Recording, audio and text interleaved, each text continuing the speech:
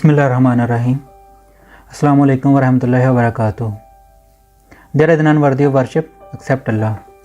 La ilaha illallah. Now I start this video with the name of Allah. My name is Mohammad बिन्यामीन।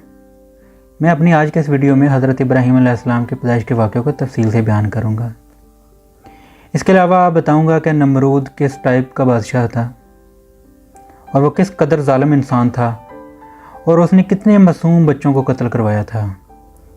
इसके अलावा आप अलैहिस्सलाम के वालिद और वालदा का क्या नाम था और स्पेशली नमरूद की बीवी के बारे में बात करूँगा कि वो किस टाइप की खातून थी।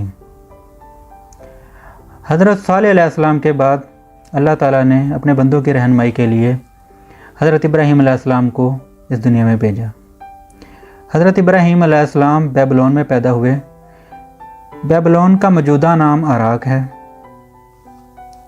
उस टाइम नमरूद इस दुनिया पे हुकूमत कर रहा था। नमरूद उन 4 बादशाहों में एक बादशाह था जिन्होंने एक टाइम में इस पूरी दुनिया पे हुकूमत की।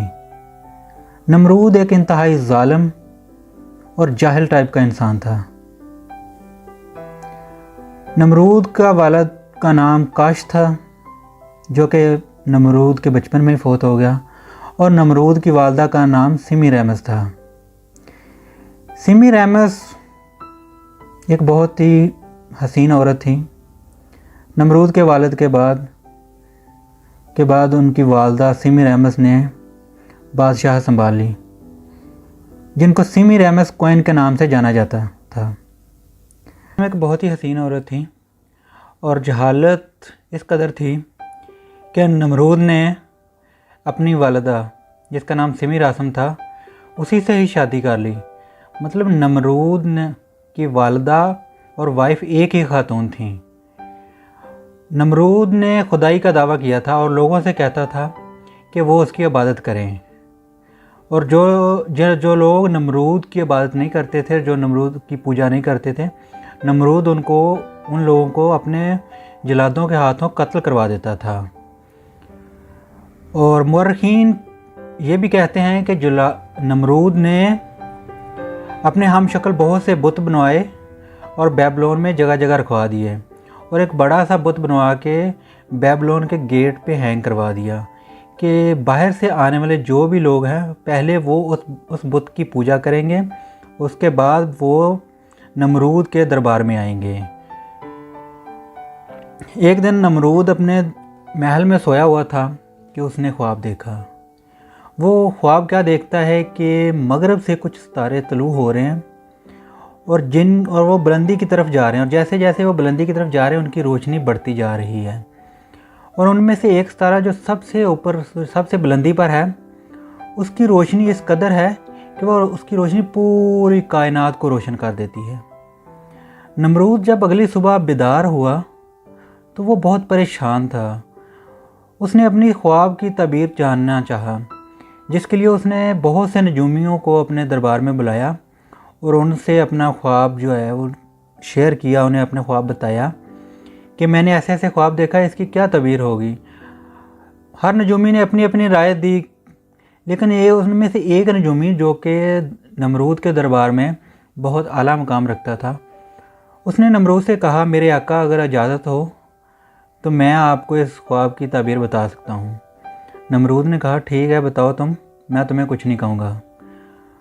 उसने कहा, अगले 1 साल में बेबीलोन में एक बच्चा पैदा होगा जो कि लोगों को बुतों की पूजा से मना करेगा और राह हक की तरफ लेके आएगा। और ये जो एक आप सितारा बता रहे हैं कि जो सबसे बुलंदी पर चला गया और जिसकी रोशनी ने इस पूरी कायनात को रोशन कर दिया, तो उस बच्चे की नस्ल से आगे पैगंबर पैदा होंगे और वो एक आखिरी पैगंबर पैदा होगा जिसके दीन की रोशनी इस पूरी कायनात को रोशन कर देगी। दरअसल वो सितारा हमारे प्यारे नबी सल्लल्लाहु अलैहि वसल्लम की तरफ इशारा था। नमरूद ये बात सुन के बहुत परेशान हो गया। इस बात की वजाहत के लिए उसने दूसरे नजूमियों से भी मशवरा किया कि क्या ये बात दुरुस्त है। सब नजूमियों ने कहा कि जी हजूर, ये पहले वाला नजूमी बिल्कुल दुरुस्त फरमा रहा है और ये बात ऐसे ही है। इसके बाद नमरूद ने अपने जलादों को हुक्म दिया कि बेबीलोन के तमाम मर्दों को उनकी बीवियों से जुदा कर दिया जाए, मतलब कि कोई बच्चा पैदा ना हो सके। लेकिन वो ये नहीं जानता था कि अल्लाह ताला की ज़ात सबसे बेहतर तदबीर करने वाली है। नमरूद ने ऐलान किया कि जितनी भी हामला ख़वातीन हैं वो जलाद नमरूद के जलाद उनको अपनी कस्टडी में ले लें और जिन ख़वातीन के यहाँ बच्चे पैदा हों उनको उन बच्चों के समेत कत्ल कर दिया जाए। कहा जाता है कि उस टाइम 1 लाख से ज़्यादा बच्चों को उनकी वालिदा उनकी माँ के समेत कत्ल कर दिया गया। मतलब इस कदर वो ज़ालिम इंसान था। लेकिन उस टाइम एक ख़ातून जो कि एक हामला थी, लेकिन अल्लाह ताला ने उसके हामला होने की निशानी को पोशीदा रखा, राज में रखा। मतलब वो उसको देखने से ये नहीं पता चलता था कि यह ख़ातून हामला है। लेकिन जैसे जैसे वक्त करीब आता गया वो ख़ातून बहुत परेशान रहने लगी कि मेरा तो जैसे बच्चा पैदा होगा तो और नमरूद के जलादों को पता चलेगा वो तो मुझे कत्ल कर देंगे। इसी डर से उसने फ़ैसला किया कि मैं इस शहर से बहुत दूर चली जाऊंगी और तो लिहाजा इसी डर से उसने बेबीलोन को छोड़ने का फ़ैसला किया और दूर जाके एक पहाड़ों में एक गार में रहने लगी और वहीं अपने बच्चे को जन्म दिया। और वो बच्चा कौन था? वो बच्चा हज़रत इब्राहीम अलैहिस्सलाम और वो ख़ातून जिसका नाम नूना था आप अलैहिस्सलाम की वालिदा थी। और आप अलैहिस्सलाम की वालिदा को ये भी डर था कि कहीं ऐसा ना हो कि नमरूद के जलाद मुझे ढूंढते हुए इस गार तक पहुंच जाएं और मुझ समेत मेरे बच्चे को भी कत्ल कर दें। लिहाजा उसने वापस जाने का सोचा और इस गार के मुंह को कुछ पत्थरों से बंद कर दिया ताकि जंगली जानवर, खूनखार जानवर मेरे बच्चे को किसी किस्म का नुकसान ना पहुँचाएँ। और वो वापस बेबीलोन अपने घर में चली गई। अगले दिन जब आपकी वालिदा आपको देखने के लिए वापस आई तो उन्होंने देखा कि कुछ भेड़िए उस गार के गिर्द घूम रहे हैं। तो वो बहुत परेशान हुई कि कहीं इन भेड़ियों ने खुदा न ख्वास्ता मेरे बच्चे को नुकसान तो नहीं पहुंचा दिया। लेकिन दर हकीकत अल्लाह ताला ने अपने नबी की हिफाजत के लिए उन भेड़ियों को उस गार के गिर्द हुक्म दिया था कि वो मेरे नबी की हिफाजत करें।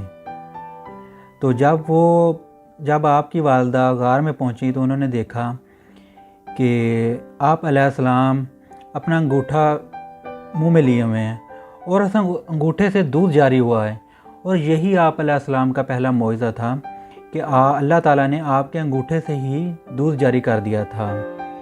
हज़रत इब्राहीम अलैहिस्सलाम आम बच्चों की निस्बत डबल ग्रो कर रहे थे। मतलब जैसे एक बच्चा 1 साल का होता है तो आप अलैहिस्सलाम 1 साल में 2 साल के बच्चों जितना दिखते थे और वो इस ग्रोथ से बढ़ते थे। तो जब आप 7 साल के हुए तो आपकी वालिदा ने आपको पैगंबरों की कहानियाँ सुनाना और उनको पढ़ाना स्टार्ट कर दिया और दीन की बातें सिखाना शुरू कर दी और अच्छाई और बुराई के बारे में बताना स्टार्ट कर दिया। लेकिन वो ये नहीं जानती थी कि यही बच्चा बड़ा होके अल्लाह का पैगंबर बनेगा।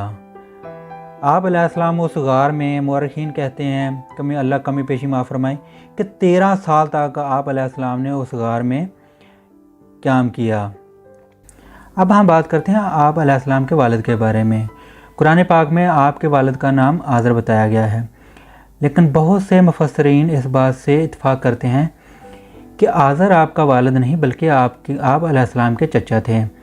चूँकि उस ज़माने में चचा को भी वालिद का दर्जा दिया गया, शायद इस वजह से आज़र को आपका वालिद कहा गया हो। और ये भी हो सकता है कि आप अलैहिस्सलाम के वालिद की वफ़ात के बाद आपकी वालिदा यानी नूना ने आपके चचा आज़र से अक़द किया गया हो और शायद इस वजह से आज़र को आपका वालिद बोला गया हो। मैं अपनी आज की वीडियो यहीं पे ख़त्म करता हूँ और मैं अपनी अगली वीडियो में बताऊँगा कि आप अलैहिस्सलाम उस गार से कब निकले और शहर में आपके साथ क्या वाक़या पेश आया और आपने बुतों को कैसे तोड़ा और नमरूद के लोगों से आपका क्या मुकालमा हुआ, ये सब तफसील मैं अपनी अगली वीडियो में आपको बताऊंगा। Hopefully you have enjoyed while watching my this video. Let's see again in my next video. Take care and Allah Hafiz.